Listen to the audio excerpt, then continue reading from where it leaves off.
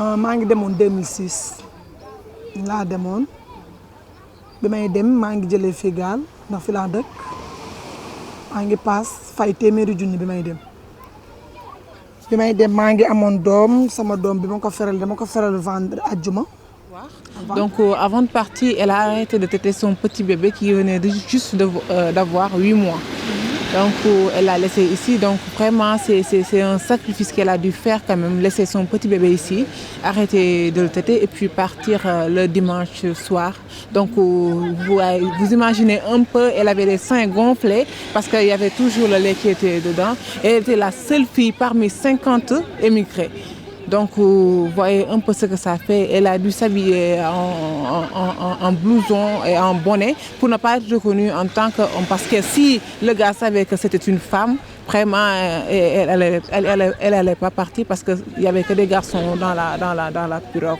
Donc, pour dire aussi, elle a eu à rencontrer d'énormes difficultés parce qu'elle voyait ses règles en même temps et elle a vu ses règles pendant 8 jours et elle ne s'est pas changée. Et c'est pas changé. Et vous voyez un peu ce que ça fait sur le plan sanitaire. C'était pas ça.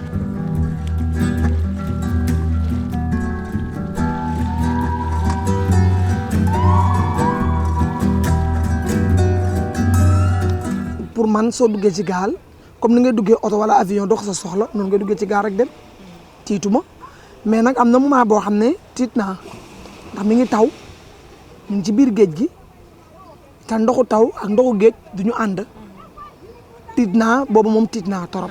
Donc elle n'avait pas peur parce qu'elle pensait prendre une pirogue comme elle prend le bus, comme elle prend l'avion. Ah ouais. Donc elle n'avait pas peur, elle croyait qu'elle allait prendre la pirogue et ça allait passer normalement comme on traverse l'île de Ngor. Donc on fait une traversée et puis voilà quoi, c'est fini. Mais elle a eu peur parce qu'il a plu là-bas. Donc l'eau de mer et l'eau de pluie ne se mélangent jamais. Donc là, il faut vraiment s'attendre à une mer vraiment très agitée. Elle avait peur, elle a même arrêté de manger, de boire parce qu'elle avait peur. C'est là qu'elle a cru qu'elle n'allait jamais revenir au Sénégal. Donc ils étaient vraiment à 2 doigts d'entrer en Espagne. C'est là-bas que la police les a vus ils étaient sur un hélico. Donc ils les ont fait signe que si vous descendez pas, on va vous tuer tous.